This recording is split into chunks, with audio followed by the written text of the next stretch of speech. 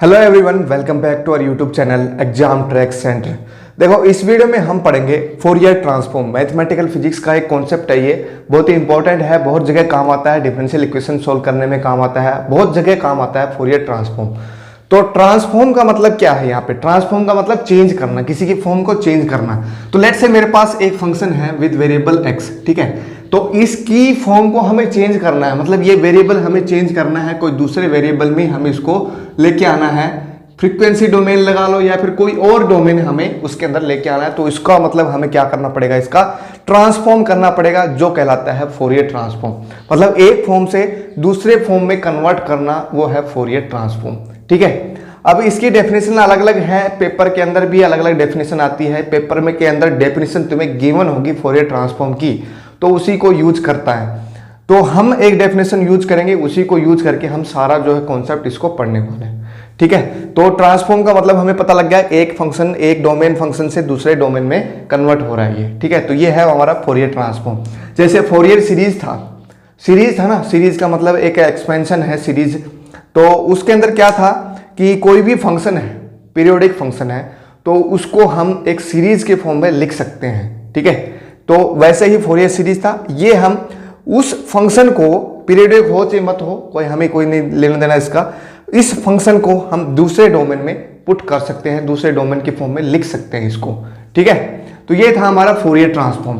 अब चलो हम ये पढ़ते हैं कि फोरियर ट्रांसफॉर्म किस फंक्शन का पॉसिबल है, किसका नहीं है।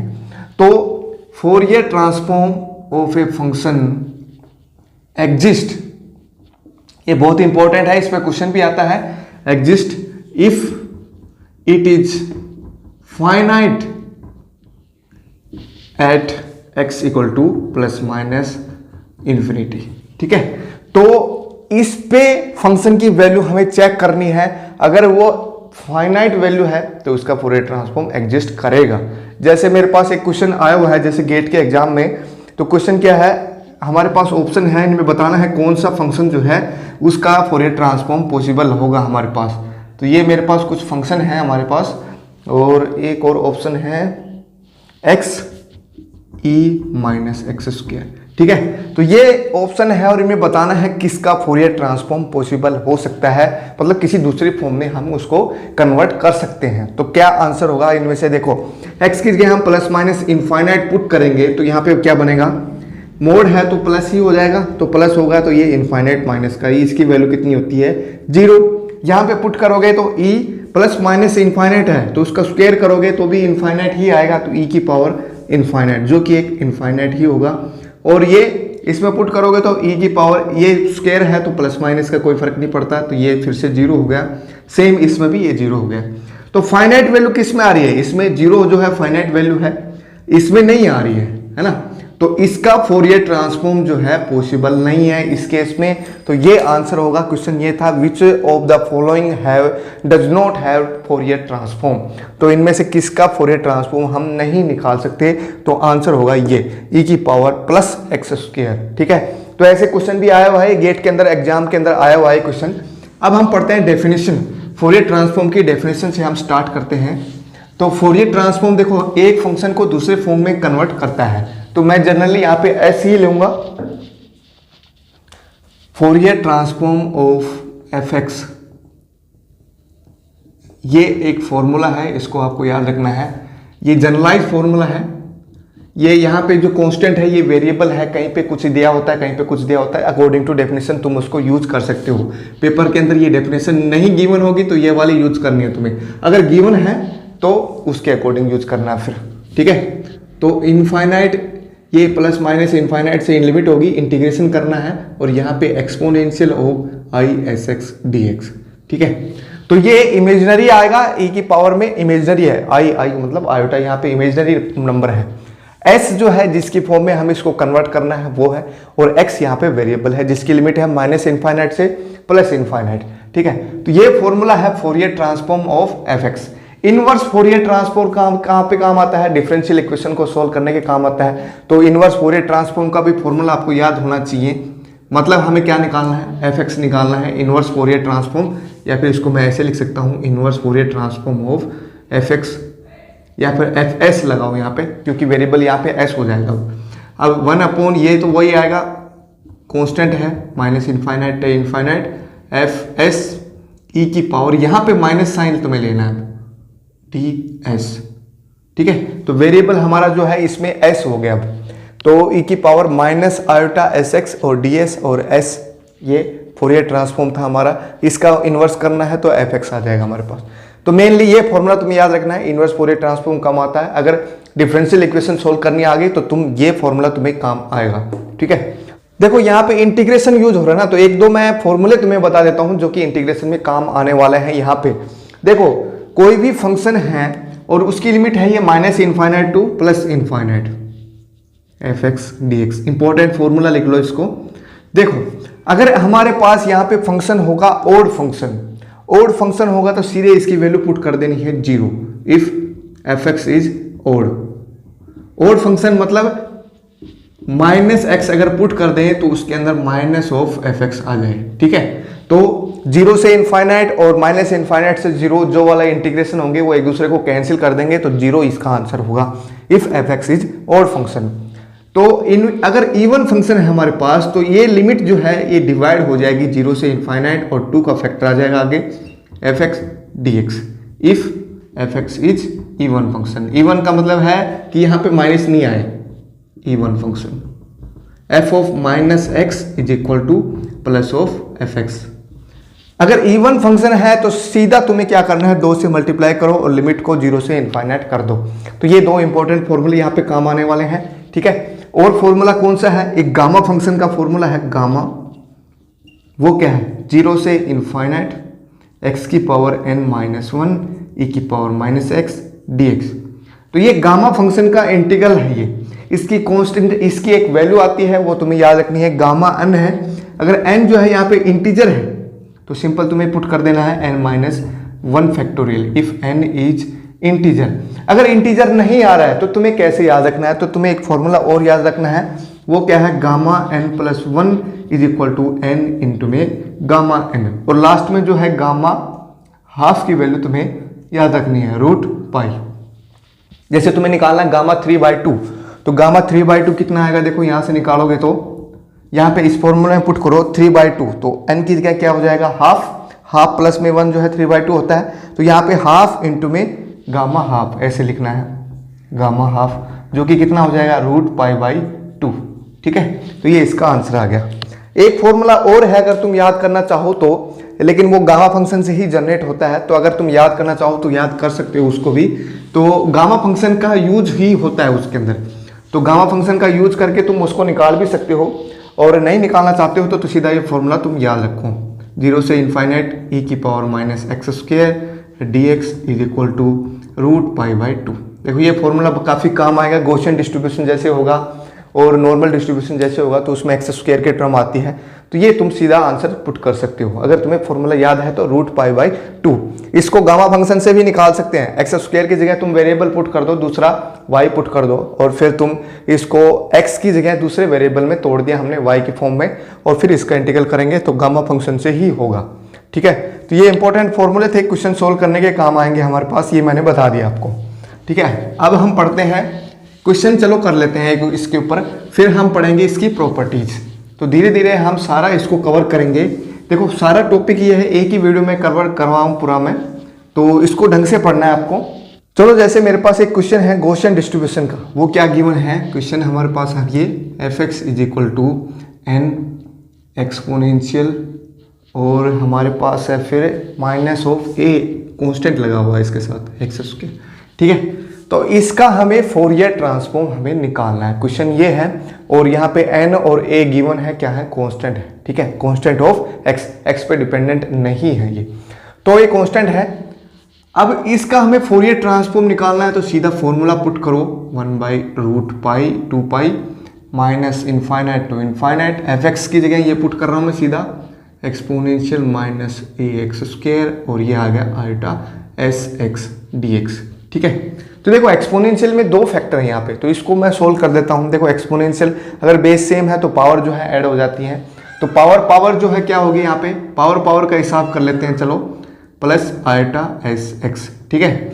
अब यहाँ पे माइनस कॉमन ले लो पहले, क्योंकि हम इसको परफेक्ट स्क्वायर की फॉर्म में बनाएंगे ताकि हम सोल्व कर पाए। माइनस कॉमन ले लिया तो यहाँ पे माइनस बच जाएगा, ठीक है। अब इसको परफेक्ट स्क्वायर हमें बनाना है, तो देखो ये क्या है, इसको रूट ए एक्स का होल स्क्वायर लिख सकता हूं मैं, ए स्क्वायर प्लस बी स्क्वायर हमें लेके आना है, और माइनस 2ab हमारे पास ये है। तो इसको किससे डिवाइड करना है, ए एक्स स्क्वायर, किससे ऐड और माइनस करना है हमें। तो देखो यहाँ पे जो फैक्टर है ना, इसको 2 से डिवाइड करो, और ये जो फैक्टर है इससे भी डिवाइड करना है तुम्हें, रूट ए से।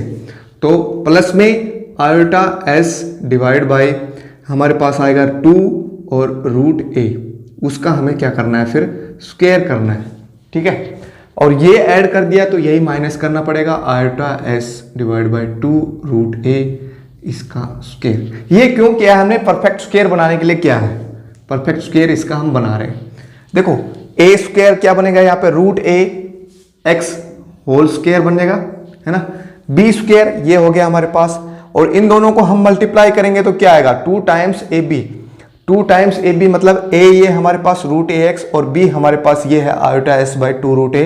तो इन दोनों को मल्टीप्लाई करना है, तो रूट ए कैंसिल हो गया, और 2 का फैक्टर और आएगा तो 2 भी कैंसिल हो जाएगा, तो बच गया क्या, आयोटा एस और यो एक्स, तो ये आ गया, ठीक है। इसका मतलब ये परफेक्ट स्क्वायर बन गया हमारा, किसका परफेक्ट स्क्वायर बन गया, ये root a x minus iota s divide by 2 root a whole square, ठीक है। इसका फॉर्मूला बन गया है। माइनस साइन क्यों लिया है, क्योंकि यहाँ पे माइनस साइन है।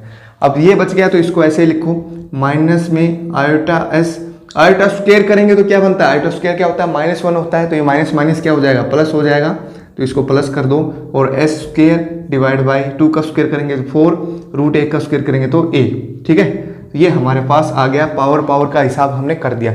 इसको हम इंटीग्रेशन सोल्व कर रहे हैं बस, और कुछ नहीं कर रहे हम, ठीक है। तो फोरियर ट्रांसफॉर्म क्या आएगा, देखो तुम्हारे पास जो है कि टाइम बहुत ज़्यादा होता है, क्योंकि सारे क्वेश्चन तुम अटेम्प्ट नहीं कर सकते, करोगे तो भी बहुत टाइम लग जाएगा तुम्हें, ठीक है। पूरे क्वेश्चन अटेम्प्ट नहीं कर पाओगे, तो जो क्वेश्चन तुम्हें आते हैं ना वो अच्छे से करो, जल्दबाजी नहीं करनी है, अच्छे से करो, टाइम काफ़ी है। तो पेपर क्लियर करने के लिए सबसे बेस्ट तरीका ये है, जो क्वेश्चन आते हैं तुम्हें उन्हीं को सोल्व करना है।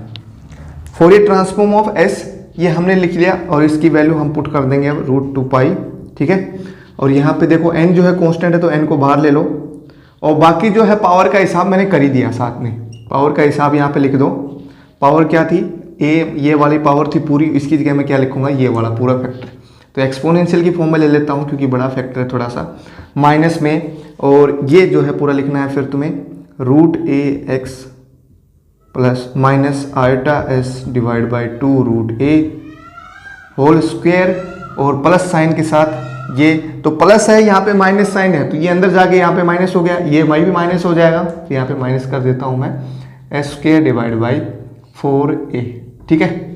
और वेरिएबल है हमारा x, तो x के रिस्पेक्ट में हम इसका इंटीग्रेशन कर रहे हैं, तो ये हमारा बन गया। अब देखो ये कांस्टेंट है, x पे डिपेंड नहीं कर रहा है, तो इसको भी बाहर ले लेना तुम्हें, एक्सपोनेंशियल के साथ आएगा ये, ध्यान रखना है ये, तो इसको बाहर ले लो तुम, और बाकी जो कांस्टेंट है उसको भी साथ में रखना है तुम्हें, बाकी बच गया उसको इंटीग्रेट करना है।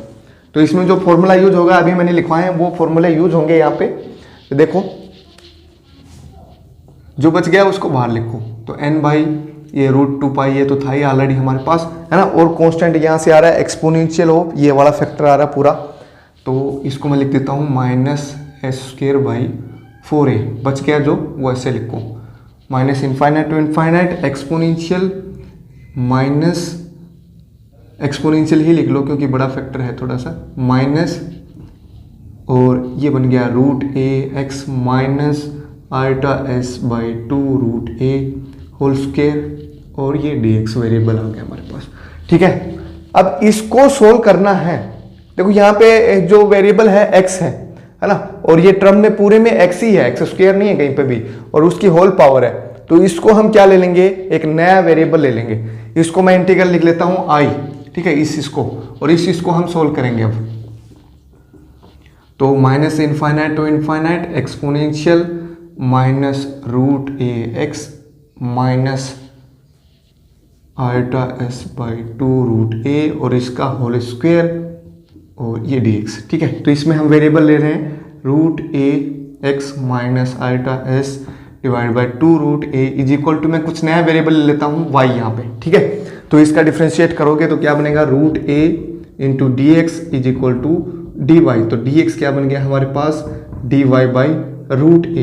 तो लिमिट पे कोई फर्क नहीं पड़ेगा, x की जगह माइनस इनफाइनाइट पुट करेंगे तो y भी यही आएगा, x की जगह इनफाइनाइट पुट करेंगे तो y भी यही आएगा। तो लिमिट सेम ही रहेंगी यहाँ पे, ठीक है।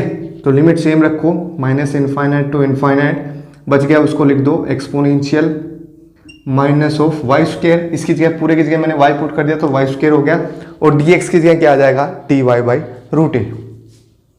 तो ये रूट ए का फैक्टर जो है बाहर लिख लो इसको, ठीक है।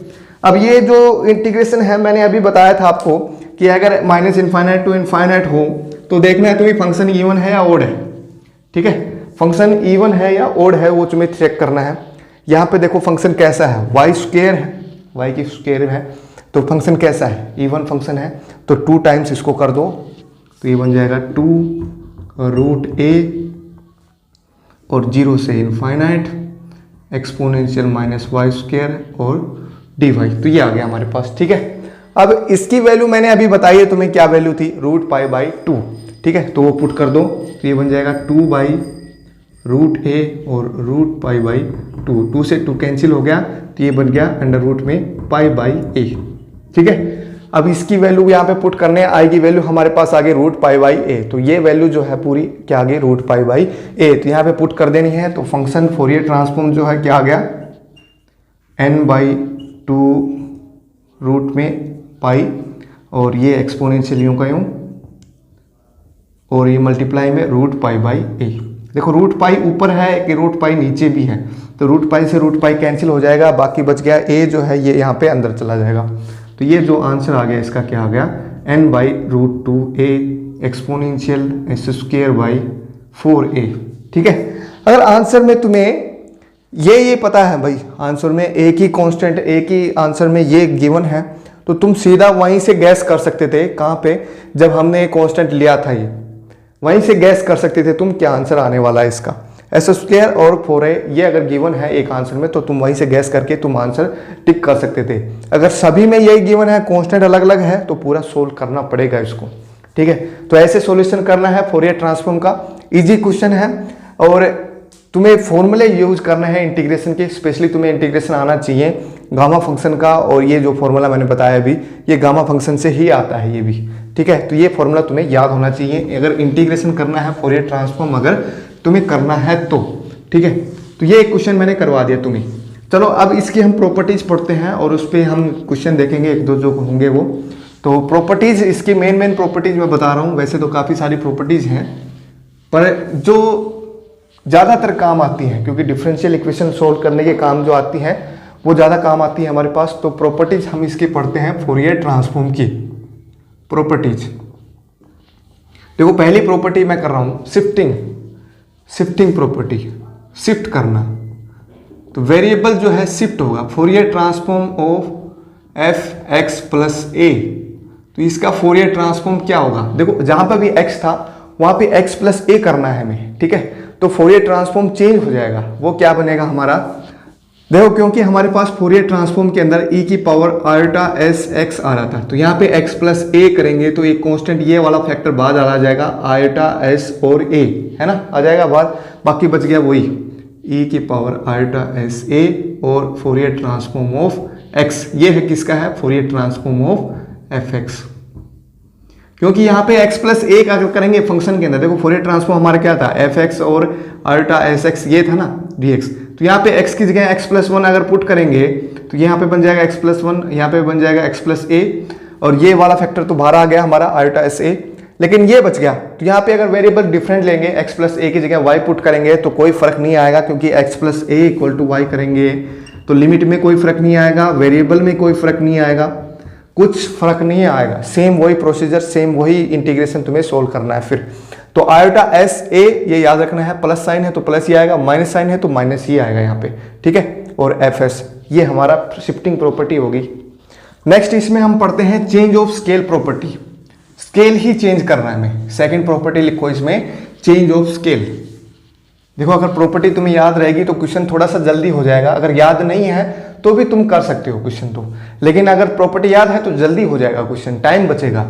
तो change of scale, change of scale मैं साथ के साथ ये प्रूव करते जा रहा हूँ। चेंज ऑफ स्केल प्रॉपर्टी वो क्या है, स्केल को चेंज करना है। तो Fourier transform of f of a x is equal to 1/a f s by a. तो ये हमारा फोरियर ट्रांसफॉर्म आएगा इसका। तो इसको प्रूव करते हैं जल्दी से।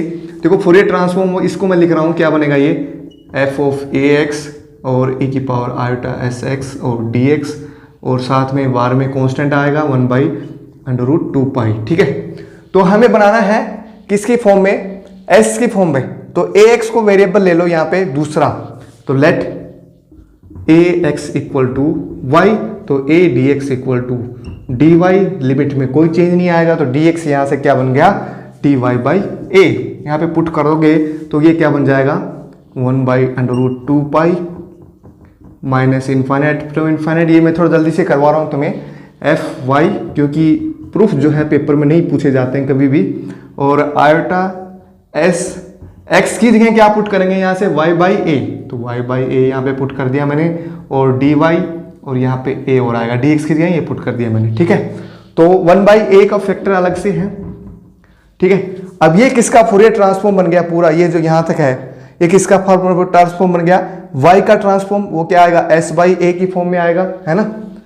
तो इसको मैं लिख देता हूँ f(s/a). ठीक है, तो ये फॉर्मूला बन गया हमारा change of scale property. Change कर दिया हमने, स्केल x था तो ax हमने कर दिया, तो ये फॉर्मूला हमारा बनेगा। अब नेक्स्ट इसमें पढ़ते हैं, मोस्ट इंपॉर्टेंट प्रॉपर्टी है, क्वेश्चन बहुत आता है इसमें से, डिफरेंशिएशन का।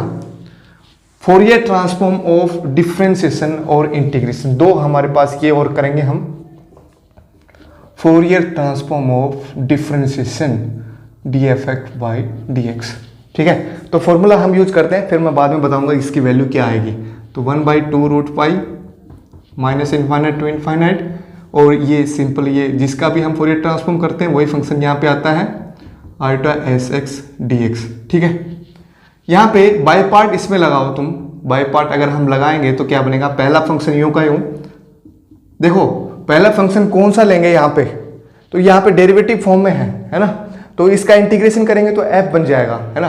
तो इसको सेकंड फंक्शन मानो, फर्स्ट फंक्शन ये मानो, तो फर्स्ट फंक्शन यूं का यूं, सेकंड फंक्शन का इंटीग्रेशन करेंगे तो fx बन जाएगा, और इसमें हमें लिमिट पुट करनी है, फिर ये माइनस साइन, फर्स्ट फंक्शन का डेरिवेटिव करना है, इसका डेरिवेटिव करेंगे तो यही आएगा e की पावर आयोटा एस एक्स, और फिर इसका करेंगे आयोटा एस एक्स का क्या बनेगा आयोटा एस, और इसका इंटीग्रेशन करेंगे सेकंड फंक्शन का तो ये बनेगा सेम वही f x d x minus infinite to infinite. ठीक है, और इसको ब्रैकेट को मैंने क्लोज कर दिया। अब फंक्शन की वैल्यू जो है 0 होगी एट प्लस माइनस इन्फाइनाइट, ये वैल्यू हमने पढ़ी थी, या तो फाइनाइट या फिर 0, तो 0 होगी तो ही ये पॉसिबल हो पाएगा। तो ये फंक्शन जो है प्लस माइनस इन्फाइनाइट पे कितना है 0 है, तो ये वाली जो पूरी ये हमारी वैल्यू है कितनी हो जाएगी 0 हो जाएगी, बाकी बच गया उसको लिख लो minus iota s divide by ये वाला फैक्टर, और minus infinite to infinite e i x f x d x. अब ये क्या बन गया फोरियर ट्रांसफॉर्म ऑफ x, तो इसको मैं लिखूंगा Fourier transform of f x. ठीक है, तो यहां से क्या प्रूव हो गया, फोरियर ट्रांसफॉर्म ऑफ डिफरेंशिएशन जो है किसके बराबर है, iota S minus iota S जो है इसमें लगाना है साथ में, और ये वाला फॉर्मूला। ठीक है, तो सिमिलरली अगर nth डेरिवेटिव है हमारे पास, nth डेरिवेटिव है तो कितना आंसर आएगा, nth डेरिवेटिव है तो इसकी पावर जो है तुम्हें n कर देनी है, बस सिंपल fx। ठीक है, ये फॉर्मूला बहुत ही इंपॉर्टेंट है क्योंकि डिफरेंशियल इक्वेशन सोल्व करने के काम आता है ये फॉर्मूला। तो ये फॉर्मूला अगर तुम्हें याद है तो डिफरेंशियल इक्वेशन तुम सोल्व कर सकते हो। इंटीग्रेशन वाला हम करें तो इंटीग्रेशन वाले में यही यूज आएगा, डिफरेंशिएशन भी। तो इंटीग्रेशन का करना है हमें फोरियर ट्रांसफॉर्म, मतलब हमें क्या निकालना है, फोरियर ट्रांसफॉर्म ऑफ एक फंक्शन है और उसका इंटीग्रेशन कर रखा है।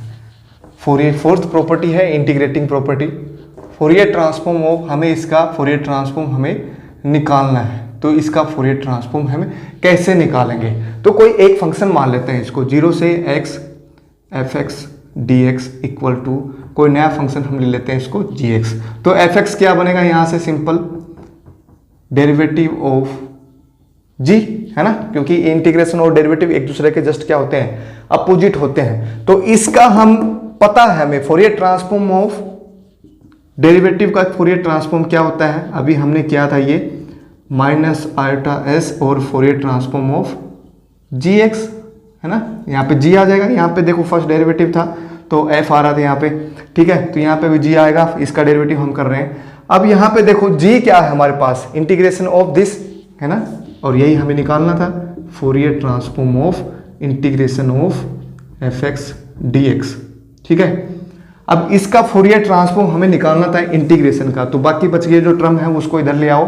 तो फोरियर ट्रांसफॉर्म ऑफ इंटीग्रेशन 0 से x जी एफ एक्स डी एक्स क्या बन जाएगा हमारे पास, ये जो है इसके नीचे आ जाएगा, तो 1 अपॉन में माइनस आयोटा एस, और हमारे पास क्या है इधर Fourier transform of D G by D x, वो क्या है एफ एक्स है, तो Fourier transform of f x, ठीक है। ये है बात समझ में आ गई। इंटीग्रेशन का करना है तो नीचे आएगा फैक्टर, डिफरेंशिएशन का करना है तो मल्टीप्लाई में आएगा फैक्टर, ठीक है। तो यहां से हमने इंटीग्रेटिंग वाला भी निकाल दिया है, क्या है आंसर हमारा 1 अपॉन में माइनस आयोटा एस और Fourier transform of f x, ठीक है, इंटीग्रेशन का ये आया हमारे पास। तो यहां से ये फॉर्मूले सारे आपको याद रखने हैं। चलो एक क्वेश्चन कर लेते हैं हम जल्दी से। ये जो CSIR में आया हुआ क्वेश्चन है, डेरिवेटिव फॉर्म में भी है और एक नया फंक्शन इसमें यूज हो रहा है, डायरेक्ट डेल्टा फंक्शन, जो कि तुमने पढ़ रखा है अपने मास्टर डेज में या फिर ग्रेजुएशन में भी पढ़ा होगा उसके बारे में, तो उसको हम करते हैं। देखो एक क्वेश्चन मैं करवा देता हूँ इस प्रॉपर्टीज के ऊपर। देखो हमारे पास फंक्शन गिवन है डेल्टा एक्स प्लस में समेशन है, एक सीरीज है 1 to infinity, और nth डेरिवेटिव है यहाँ पे किसका, डेल्टा एक्स का, ठीक है। तो इसका हमें फोरियर ट्रांसफॉर्म निकालना है, तो जल्दी से मैं करता हूँ। फोरियर ट्रांसफॉर्म ऑफ एक्स वो क्या लिखेंगे, एफ एस लिख रहा हूँ मैं, ठीक है। तो इसका फोरियर ट्रांसफॉर्म क्या होगा, देखो डेल्टा एक्स जहाँ पे भी आ जाता है एफ एक्स डी एक्स, अगर ऐसे कोई फंक्शन है माइनस इनफाइनाइट टू इनफाइनाइट, तो इसके साथ कुछ भी नहीं है तो जीरो मैं लिख सकता हूँ, तो जीरो इन दोनों के बीच में लाई करेगा, है ना। तो इसकी वैल्यू जो है वो क्या बन जाएगी, एफ ऑफ जीरो, ठीक है। तो ये बात ध्यान रखनी है, जहां पे भी इसके साथ कुछ भी नहीं है तो जीरो तुम पे पुट करना है यहाँ पे।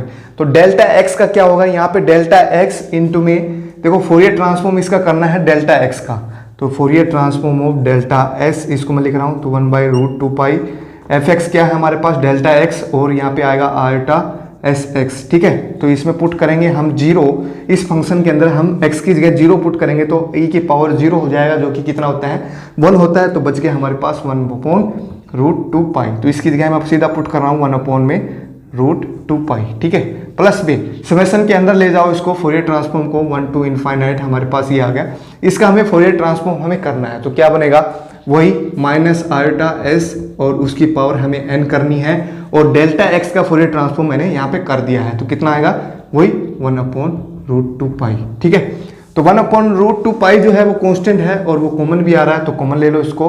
तो Fourier transform of f x क्या बन गया, और इसको सीरीज को मैं सोल्व करता हूँ तो 1 यहाँ पे n की जगह पहले 1 पुट कर दो, फिर 2 पुट करो, तो ये बनेगा माइनस आयोटा एस और फिर बनेगा माइनस आयोटा एस का square and so on. Infinite series है ना ये। तो ये सीरीज कैसे बन गई, देखो रेशियो जो है कॉमन है, इसका रेशियो, इसका रेशियो कितना है, माइनस आयोटा एस है, तो एक जीपी सीरीज है, this is an infinite GP series, infinite GP series, और उसका सम क्या होता है, अगर रेशियो जो है 1 से छोटा है तो सिंपल सम क्या बन जाता है, 1 माइनस में आर। ए जो है फर्स्ट टर्म है, इसके अंदर फर्स्ट टर्म क्या है हमारे पास 1 है, तो फोरियर ट्रांसफॉर्म क्या बन गया 1 अपॉन में, और ये √2 पाई तो है ही ऑलरेडी, तो इसको दोबारा लिख लो। फर्स्ट टर्म हमारे पास क्या है 1 है, और डिवाइड बाय 1 माइनस में आर, कॉमन रेशियो क्या है यहाँ पे माइनस आयोटा एस, तो माइनस करेंगे तो यहाँ पे प्लस हो जाएगा आयोटा एस, ठीक है।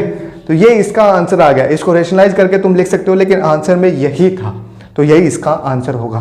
तो एक डेरिवेटिव फॉर्म का, एक प्रॉपर्टीज का एक क्वेश्चन मैंने करवा दिया तुम्हें। आई होप सभी को ये वीडियो पसंद आई होगी। देखो क्वेश्चन हमने किए हैं, जो भी 1-2 क्वेश्चन हमने किए हैं, और तुम्हें ट्राई करने हैं, लास्ट ईयर के जो भी क्वेश्चन आए हुए हैं वो तुम्हें सब ट्राई करने हैं। इतना मुश्किल टॉपिक नहीं है, सिर्फ और सिर्फ तुम्हें क्या याद करना है, फॉर्मूले प्लस में प्रॉपर्टी, डिफरेंशिएशन वाली खासकर प्रॉपर्टी तुम्हें याद रखनी है। एक डिफरेंशियल इक्वेशन का क्वेश्चन भी आया हुआ है, तो वो भी तुम्हें ट्राई करना है। डिफरेंशियल इक्वेशन को सोल्व कैसे करते हैं, फोरियर ट्रांसफॉर्म ले लो पूरे का, और फिर एफएस के टर्म में आ जाएगा पूरा, और फिर इनवर्स फोरियर ट्रांसफॉर्म तुम्हें करना पड़ेगा। तो डिफरेंशियल इक्वेशन ऐसे सोल्व हो जाती है। तो ये सारा टॉपिक मैंने कंप्लीट कर दिया है फोरियर ट्रांसफॉर्म का। आई होप सभी को ये पसंद आया हो।